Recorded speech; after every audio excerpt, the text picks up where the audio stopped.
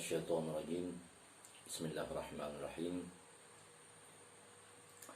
الحمد لله رب العالمين والصلاة والسلام على حبيبنا وحبيب الله العالمين أبي القاسم المصطفى محمد وآله الطيبين الطاهرين وأصحاب الأخيار المنتجبين. السلام عليكم ورحمة الله تعالى وبركاته. Alhamdulillah, puji dan syukur kehadirat Allah Subhanahu wa taala. Hari ini kita dapat bertatap muka kembali melalui media YouTube di channel Fathan Haidari. Alhamdulillah, dengan segala rutinitas kehidupan kita dalam masa-masa pandemi ini, kita masih dapat bertatap muka ya. Walaupun melalui media online ini, ala kulli hal saya berharap mudah-mudahan sembari berdoa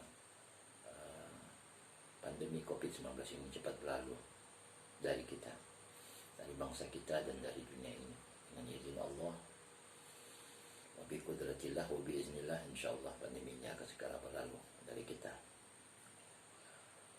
Jadi kita isi dengan optimisme sehingga kita mampu mengisi hari-hari kita dengan kegiatan-kegiatan positif dan konstruktif untuk membangun peradaban umat ini lebih bertamadun,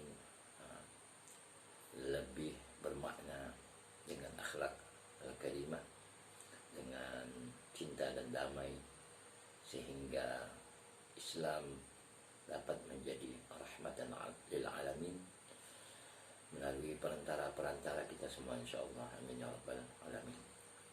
Salawat serta salam tidak pernah henti-hentinya kita selalu sampaikan kepada Habibuna Syafi'una Nabiuna Muhammad sallallahu alaihi wa alihi wasallam.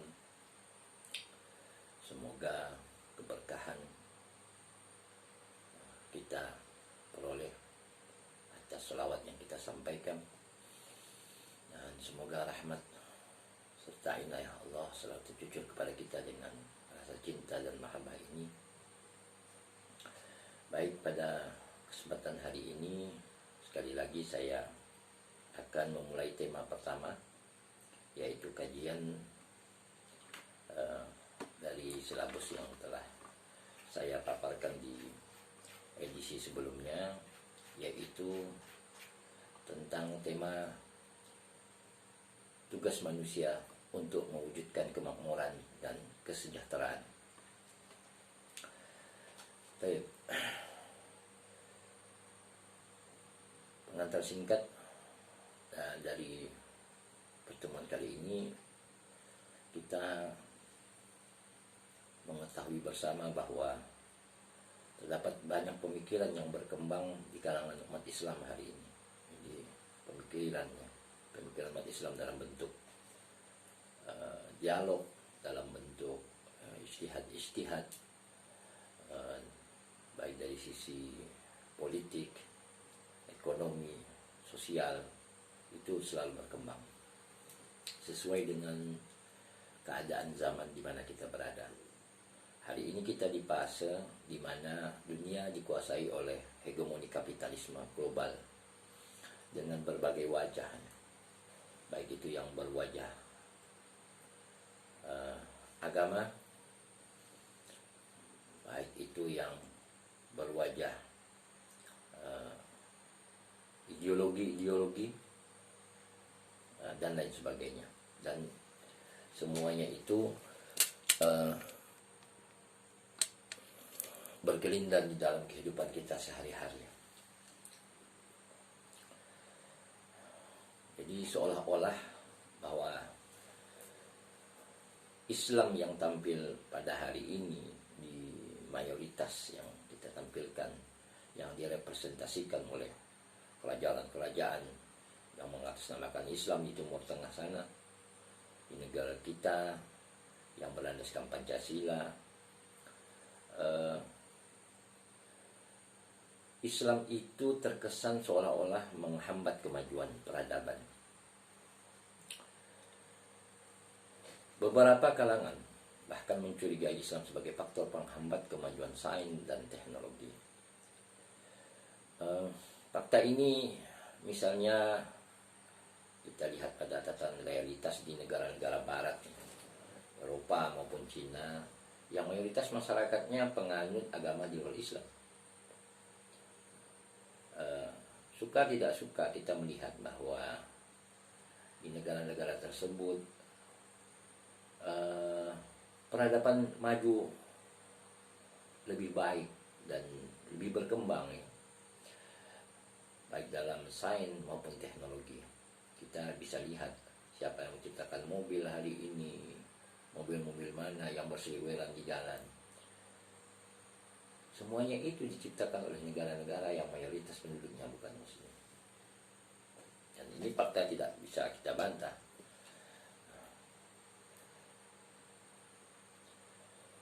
Sedangkan jika kita melihat ke Timur Tengah, kita sampai hari ini kita lihat masih terjadi peperangan-peperangan di beberapa negara.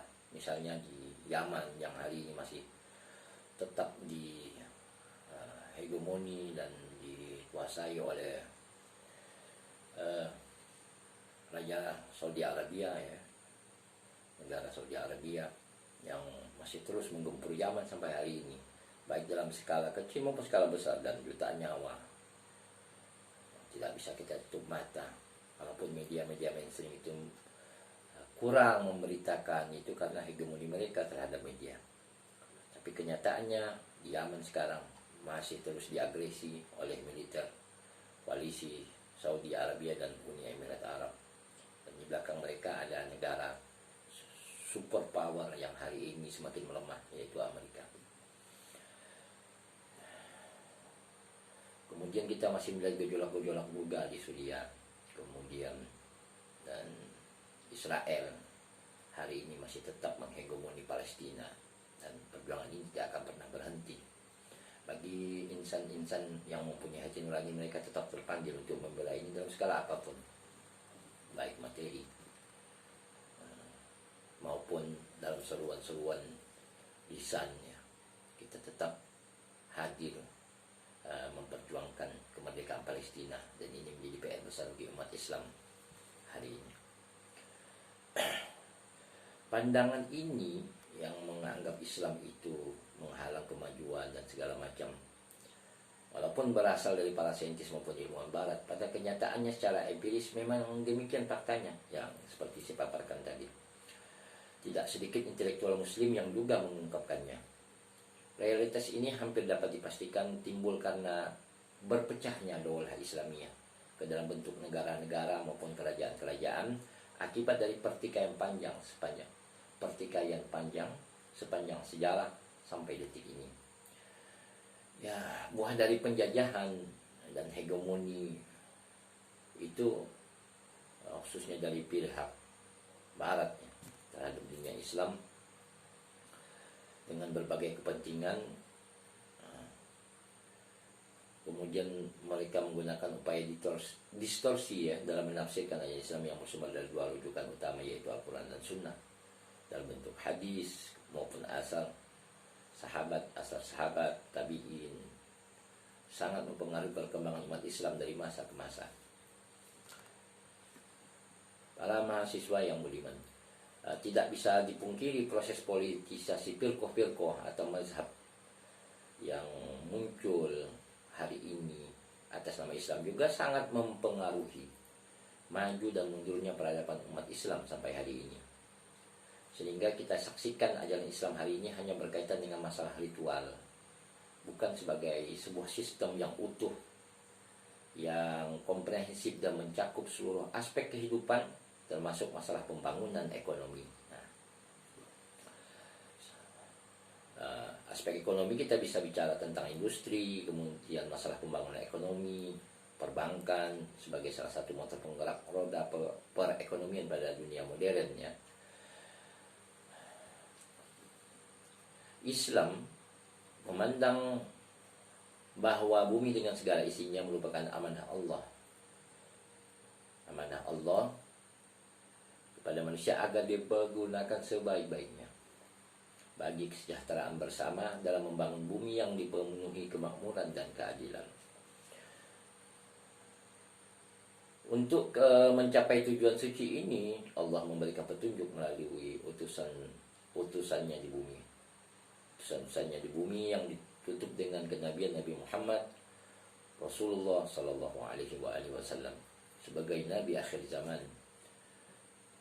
Melalui lisan suci Rasulullah yang tidak pernah berbicara kecuali wahyu, Allah Subhanahu Wa Taala titipkan ajaran mulia Islam berupa Al-Quran yang juga dijelaskan dalam bentuk hadis yang dikumpulkan oleh Ahlul Bait Nabi Sallallahu Alaihi Wasallam, para sahabat maupun kalangan ulama tabi'in sebagai petunjuk utama dalam Islam, meliputi segala sesuatu sebagai way of life, yaitu petunjuk kehidupan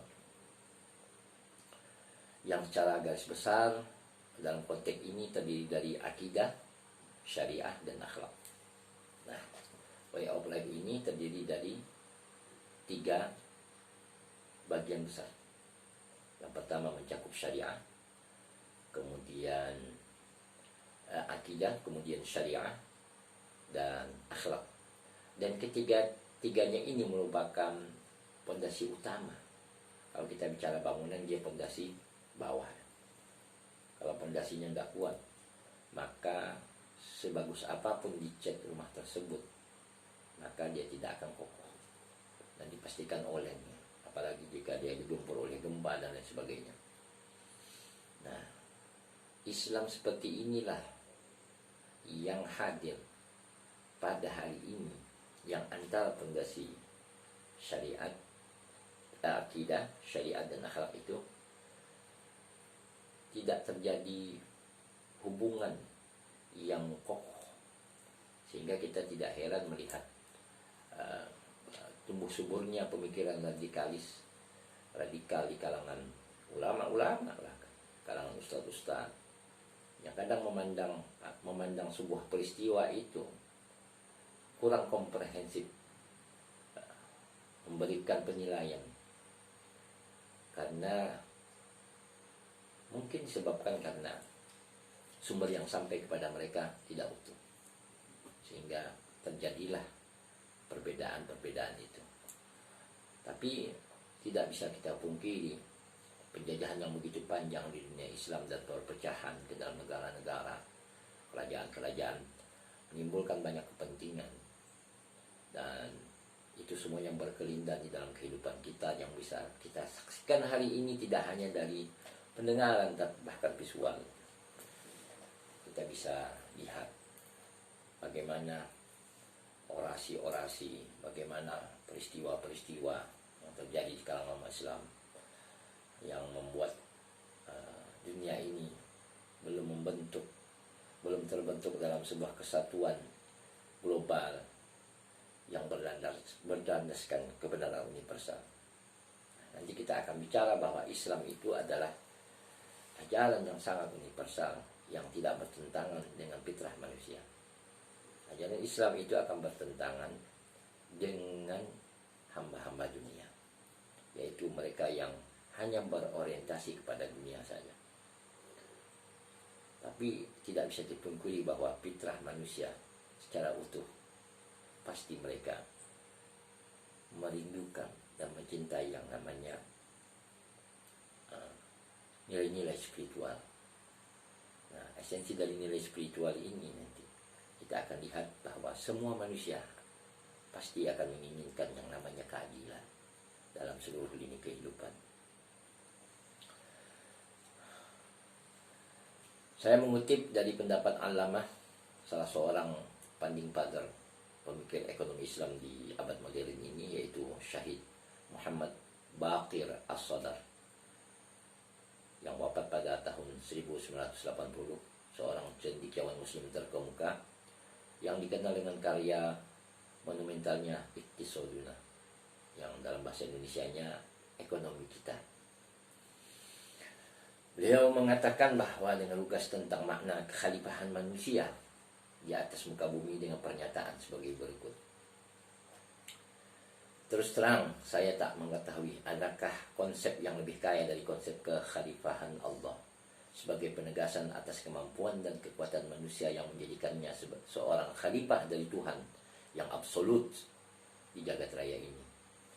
Begitu pula saya tak tahu adakah makna lebih lanjut dari makna sejati kekhalifahan Tuhan yang bukan kepasrahan terhadap takdir dan keadaannya. Ini lantaran kekhalifahan menyeratkan adanya tanggung jawab yang lebih dari itu, di mana seseorang ditunjuk sebagai khalifah dan ia tidak bisa diminta pertanggungjawaban bila tidak memiliki kebebasan, kehendak memilih dan sebagainya. Lagi pula jenis kekhalifahan macam apa yang dimiliki bila manusia dibatasi dan dikendalikan. Ini statement pertanyaan beliau. Selanjutnya, beliau menjelaskan lebih gamblang pernyataan tersebut dengan menjelaskan kita harus mengatakan bahwa memposisikan kehidupan dunia dalam kerangka kehidupan akhirat menciptakan sebuah jalan keluar bagi munculnya kekuatan seorang muslim sekaligus merangsang kemampuannya. Sementara pemisahan kehidupan dunia dari kehidupan akhirat menjadikan kekhalifahan tidak bermakna dan mengarahkan renungan seorang muslim kepada sikap lahiriah yang bersifat negatif. Menurut sadar lebih lanjut bahwa negativisme bukan bersumber dari hakikat perlindungan seorang muslim terhadap kehidupan dunia, melainkan dari pengebirian terhadap kekuatan penggerak utama dalam proses perlindungan tersebut. Ini terjadi karena kehidupan dunia dipandang dalam kerangka yang tidak selaras dengan maksud perlindungan tersebut. Mahasiswa yang budiman dan saudara-saudaraku dimanapun Anda berada. Secara umum tugas kekhalifahan manusia adalah untuk mewujudkan kemakmuran dan kesejahteraan dalam hidup dan kehidupan.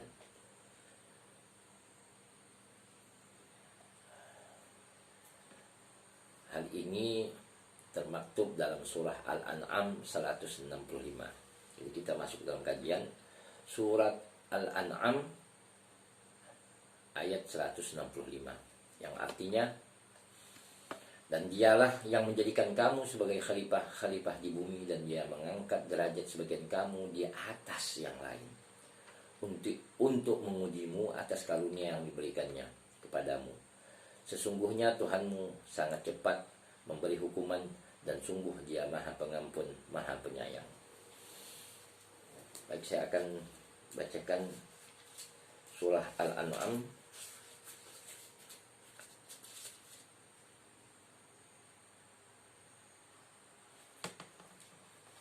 ayat 165 ya. 165.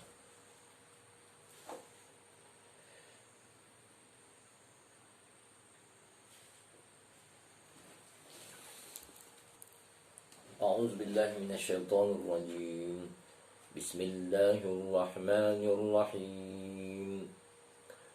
Wa huwal ladzi ja'alakum khalaifal ardh wa rafa'a ba'dakum fawqa ba'din darajat liyabluwakum fima ataakum inna rabbaka sari'ul 'iqab wa innahu laghafurur rahim.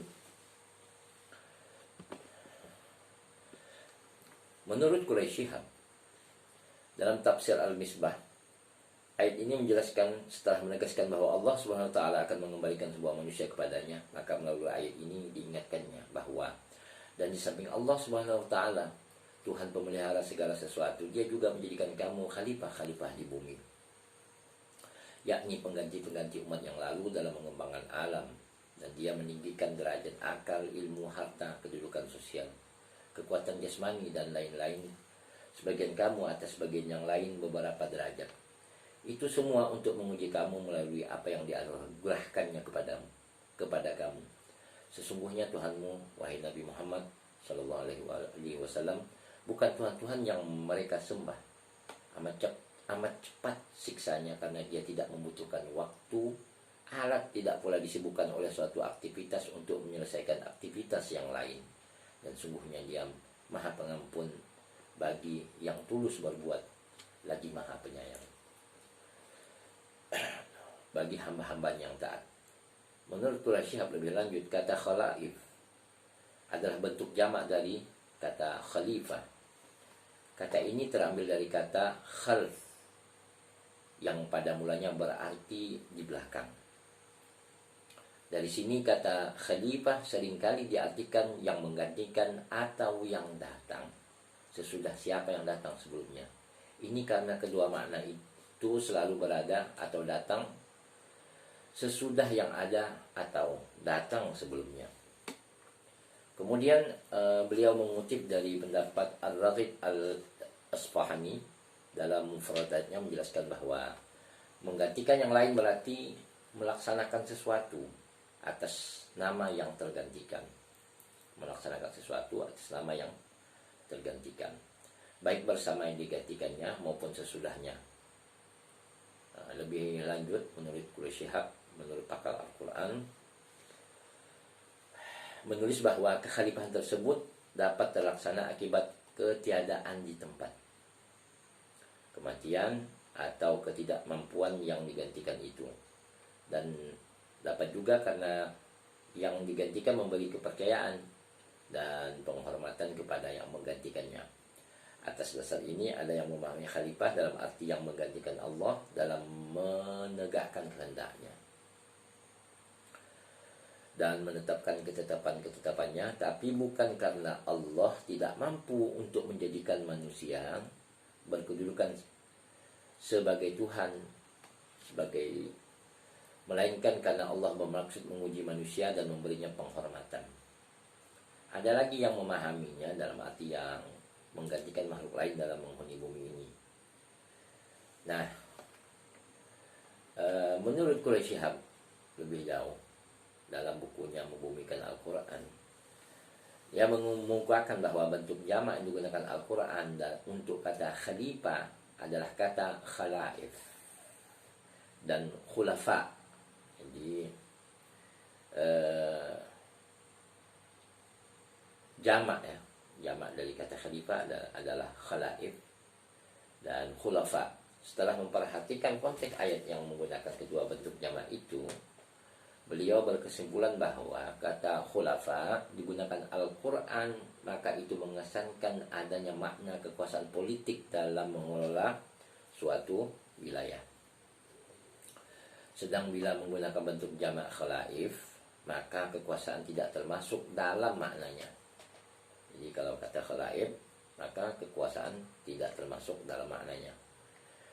Tidak digunakannya bentuk tunggal atau mufrad dalam istilah Arabnya itu. Dalam terminologi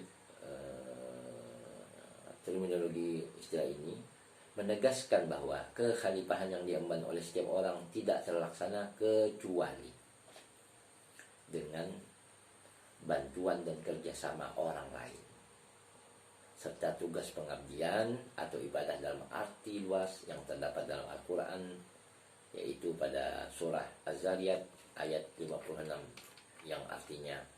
Kemudian kita masuk ke dalam kajian surah dalam surah Az-Zariyat ayat 56. A'udzubillahi minasyaitonirrajim.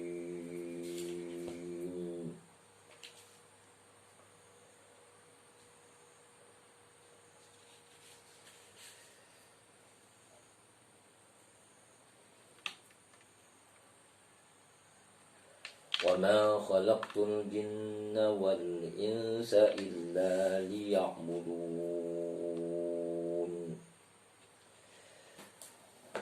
Baik, dalam surah ini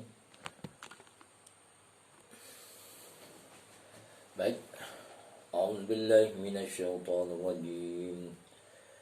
Bismillahirrahmanirrahim. وَمَا خَلَقْتُ الْجِنَّ وَالْإِنسَ إِلَّا لِيَعْبُدُونَ. Maksud ayat di atas adalah tidaklah aku ciptakan jin dan manusia melainkan agar mereka beribadah kepadaku. Jadi Allah menegasikan kepada manusia melalui lisan suci Rasulullah Muhammad SAW bahwa tujuan utama dari penciptaan manusia, jin ya, karena jin lebih dahulu di atas manusia, jin dan manusia, melainkan agar mereka beribadah kepadaku. Nah, definisi beribadah ini tidak sesederhana yang kita bayangkan sholat 5 waktu,